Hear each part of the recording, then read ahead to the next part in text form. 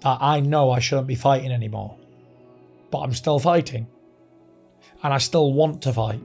Got one more person taking me on. How are you going to avoid that? I wanted to retire after Wilder 3.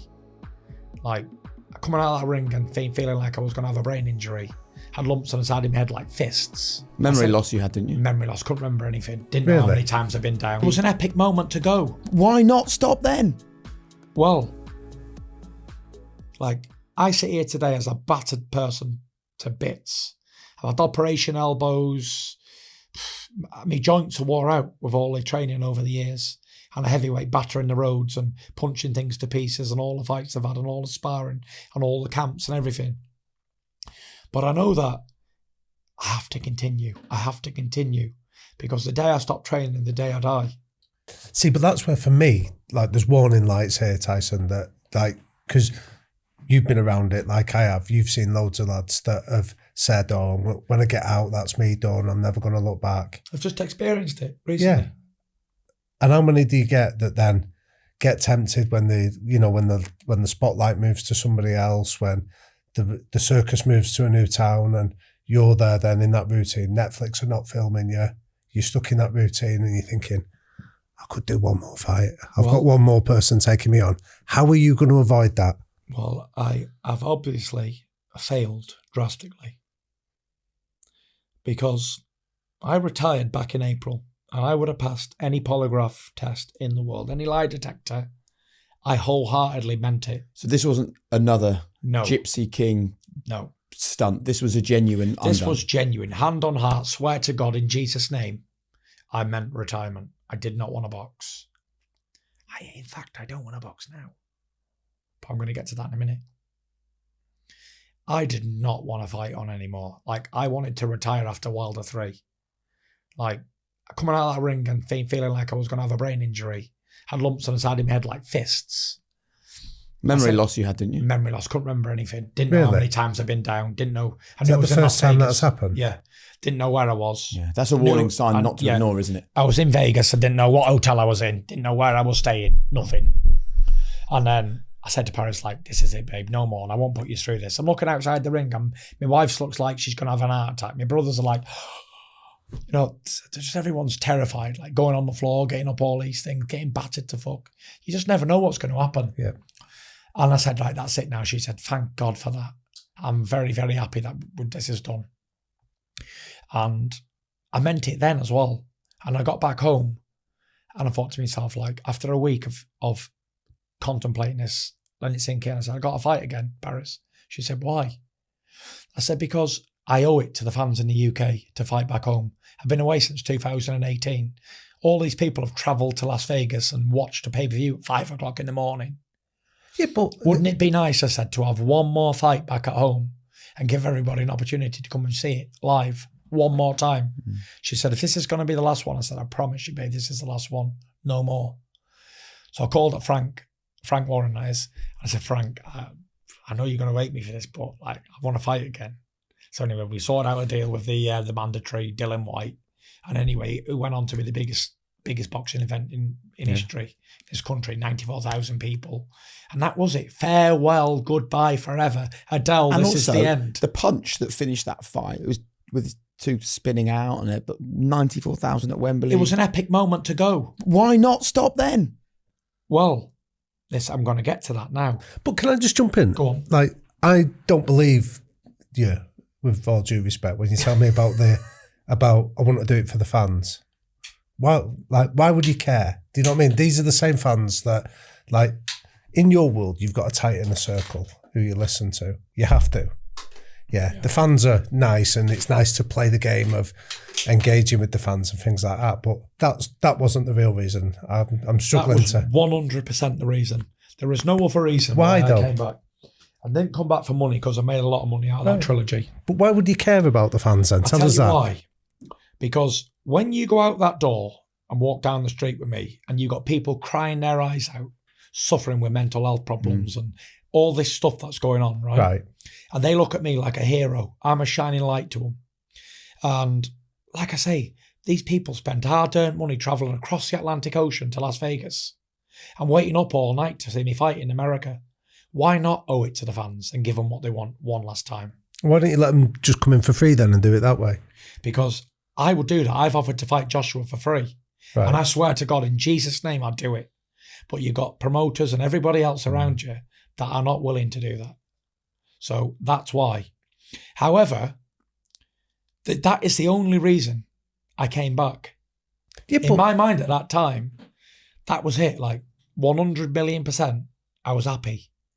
I vacated my Ring Magazine belt. I was 100% certain. I text Mauricio Suleiman, the head of the WBC. Right.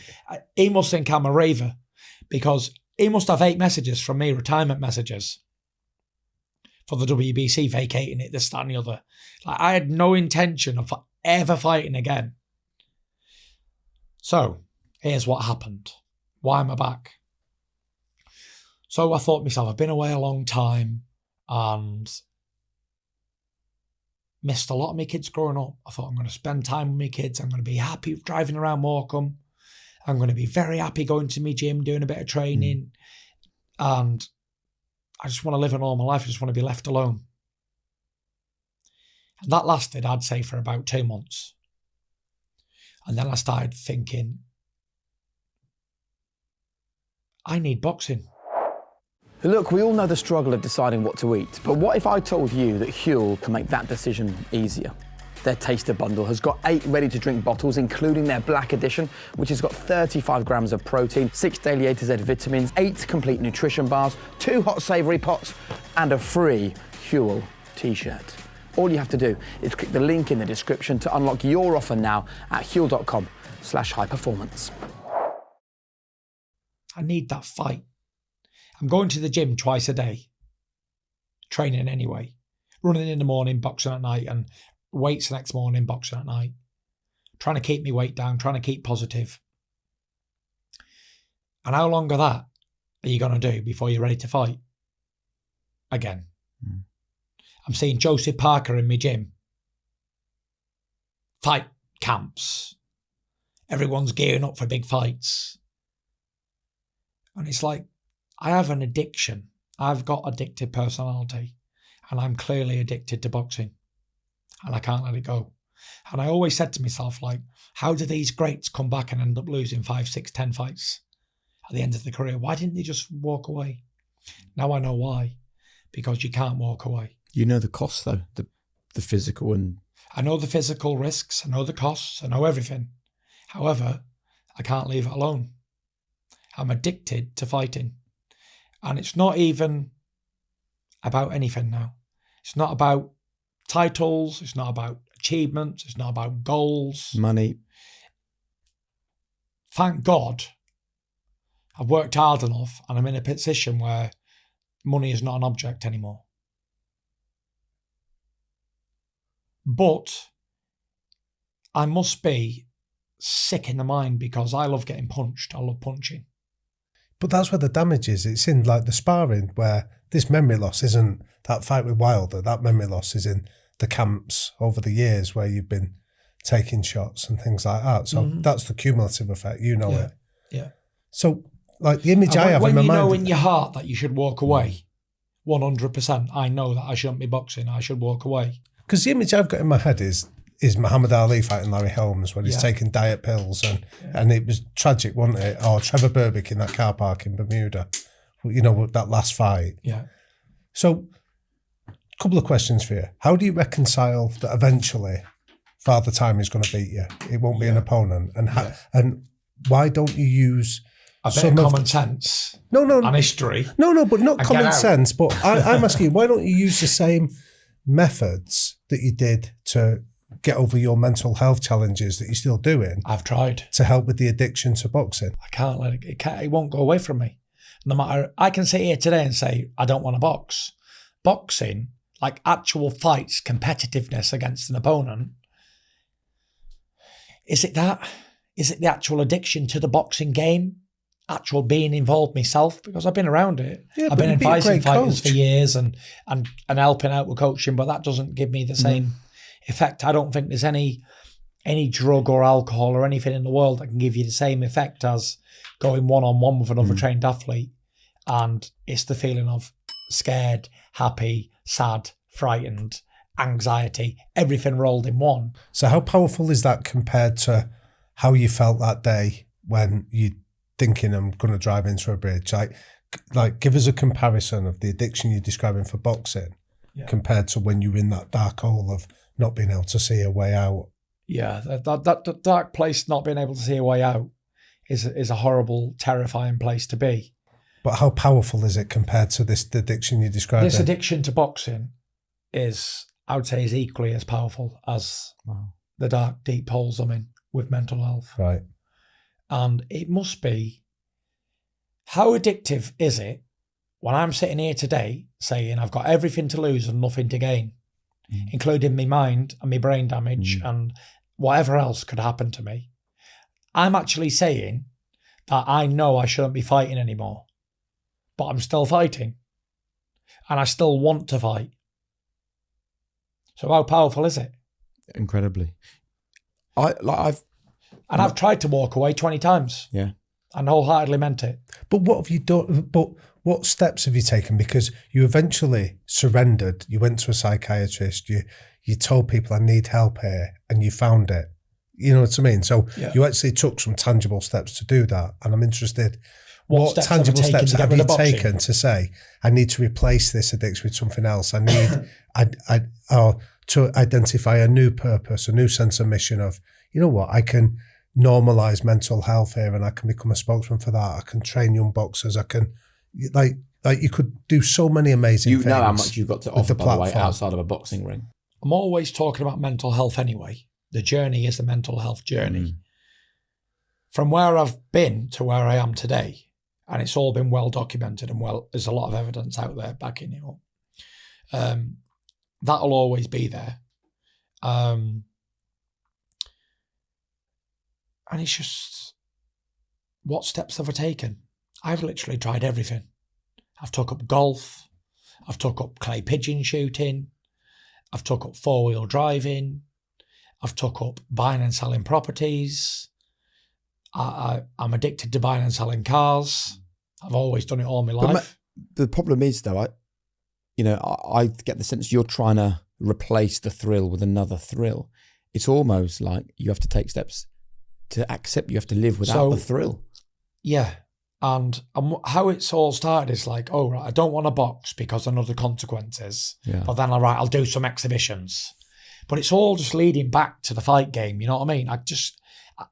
I've literally tried everything. I've vacated my belts. I told the promoters, please leave me alone. I don't want to fight anymore. And then the next day I'm like, no, I want to fight.